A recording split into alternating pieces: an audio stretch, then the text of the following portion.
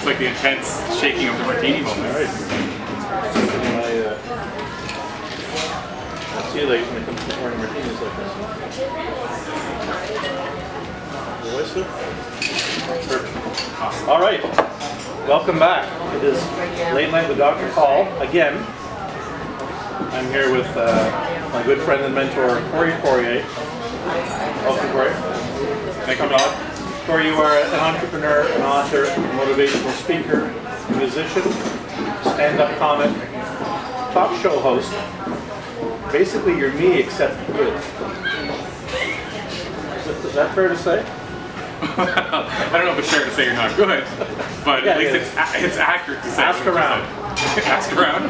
Okay, that'll be my next step. So when you meet someone for the first time, Yeah. and they say, "Oh, it's nice to meet you, Corey," what do you do? The easy answer, and I tell them this, the easy answer is I'm a motivational speaker. The tough answer is to list everything you just said. What's that different side? The motivational speaker side, I think that people have a different perception of what a motivational speaker is than what it really is. So usually I think for some people it gets them excited, and for others it gets almost like, oh, you're one of those guys. Like, you know, we remember the days when there used to be infomercials and it would be a speaper doing the infomercial and getting people rah-rah and hyped up, and I think some people think it's just this, I'm just going to go get people motivated and get them to spend their money. Well, we first met, I didn't think that initially. No? But then you started to think that? See, that's what happens. It evolves. I was motivated for a while. For a while? Yeah. Perfect. I mean, you can't live up here. No, and you shouldn't. You shouldn't try. That's bad for your heart. We'll go through a few different things here. Conversations with Passion, wonderful podcast studio. Tell me a little bit about that. How'd that come into being? Who's in charge?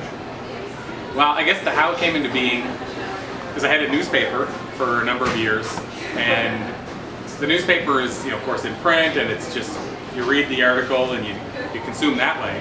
But I just never felt like I could capture what was happening in the dialogue like this. You try to write an article and make it come together, but to capture the live thing is almost impossible. So as I saw that the world of radio shows are going online, I thought, here's my opportunity, rather than, and I did talk with a large radio broadcaster in Canada. I think I've just pretty much said who it is, and it just didn't seem to be a fit, so I thought, this is the perfect time to do it on your own. So I learned how to launch a radio show online, and jumped in with feet first, and that was about 3 years ago, and the show has been doing extremely well. We've been honored and humbled to get some major guests on the show, and the whole concept is just to teach people about passion and how to find their passion and how to live with passion. I know you say major guests. You've had some wonderful guests, David Suzuki, Jack Canfield, to quite an impressive list. Who are some of your more surprising guests? People that you really had, I wouldn't say low expectations, but maybe no expectations of, and you walked away thinking, man, that was cool, that was awesome. Okay, I'll say it in a nicer way and say I had high expectations of them, and they went way further. Just because. I like my way better. You like your way better? Okay, so Paul said it that way, so let's pretend that that's the way I'm saying it. So Lil McPherson, okay. the Wooden Monkey, right up the road. Yeah, she was in the show 3 times. Okay, there you go. So you know who Lil is then. So Lil, of course, has tons of energy, tons of passion, but tons of martinis in her when she did my show. she didn't have any when she did ours. So I got to go back and listen. But she keeps coming back to my show. Yeah, that's right. We've only had her on twice. You've had her 3. So Lil was one of those people that knocked it out of the park and just totally blew the doors off the show. Like I would put her on par with any guest we've had. And in fact, I kind of regret that we haven't had her as a feature guest yet, because we always have a feature guest every show. So Lil's one of those people that just kind of stole the show, if you will. And on the other side of the spectrum, Shalene Johnson, I don't know if you know the Turbo Jam craze, just like P90X. So like an exercise infomercial type program.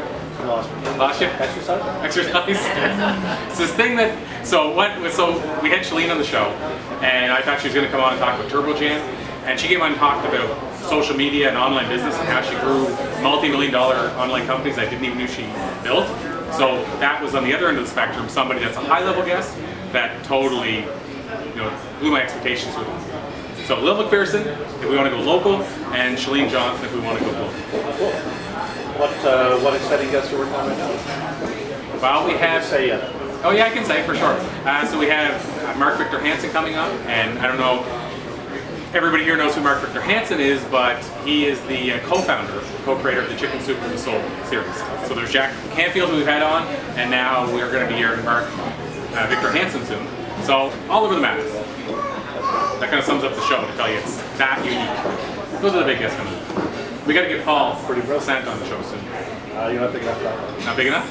We'll keep working. Someday. We'll keep I'll working. keep my fingers crossed. Okay. You'll keep your fingers crossed that we get big enough? Okay. Let's talk about your speaking engagements. You work as a motivational speaker, MC, keynote, all the above. Yeah. Yes. How do you get into that? There's no sort of degree for it that I'm aware of. You No. just wake up one morning and say, I think I'm going to do this. It's, you know what? I'm knowing you a little bit, I suspect that's what happens. Well, a lot of people think that's what happens. Like they just say, they hear that it's maybe a lucrative world, and they say, I want to get into motivational speaking. But they forget the fact that the #1 fear in the world about death is public speaking. And that's part of it. If you want to get in and speak in front of people, you need to conquer that fear. So, here's a trick that I picked up. Get blinding spotlights. That way you can't see the people that are watching. Don't worry about it. so that it's kind of like that idea of picturing people naked. But now you can't even see them. People aren't even here as far as I'm concerned. That's a good plan. So that works.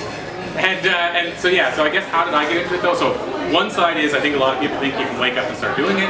How did I get into it? It's kind of a weird route, and it's right down the road here is where it started, but I started performing stand-up comedy back in 2002 at the Party House, if anybody remembers the Party House, which then became the Pogue Fidel, and now is no longer open. But the Party House is where I started performing stand-up. I did my first... Take that personally at all? Did I? Yeah, when they closed?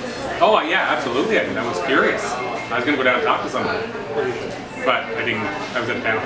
So you're still doing stand-up comedy, or you just sort of learn from that in terms of public speaking and putting some jokes into your act? Well, you know, I actually, so the answer is yes and yeah. Well, I stand-up, I kind of been on a break the last 2 years, but I did 9 years, 700 shows. Yeah, so once I got into it, it was more than just speaking, but it gave me the taste for speaking, and I kind of transitioned over, and I saw that I could do a lot of the stuff I could do in stand-up as a speaker. But the big difference was when you go to a corporate talk, most times the audience is rooting for you. When you go to a stand-up, there's a lot of the time that the audience is rooting against you. You're doing the impressions. I think here I do, yeah, John Travolta. I used to do John Travolta. You want me to do it? Or are you just asking for curiosity? Well, since you're here. Since I'm here? So I used to do John Travolta. Listen, you're gonna die, I swear you're gonna crack up. Whoa. Whoa.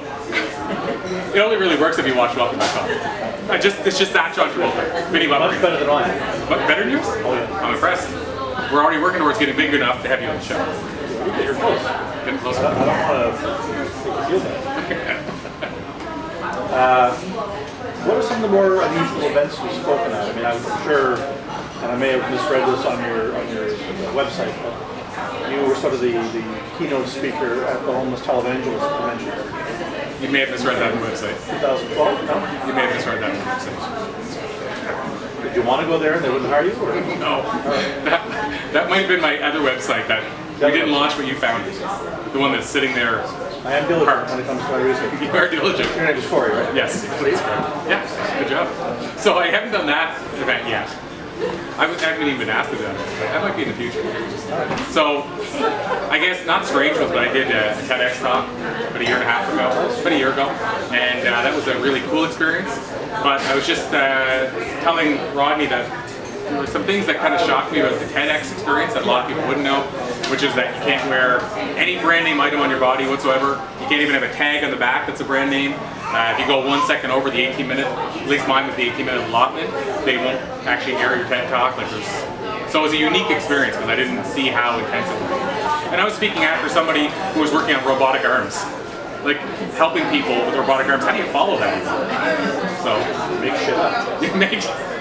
yeah, I should have made more stuff up. I didn't though. Join us next time as we sit down with some folks from the Nova Scotia Boat Builders Association and learn some cool things from them. I will. Thanks, Colin. Oh, good call.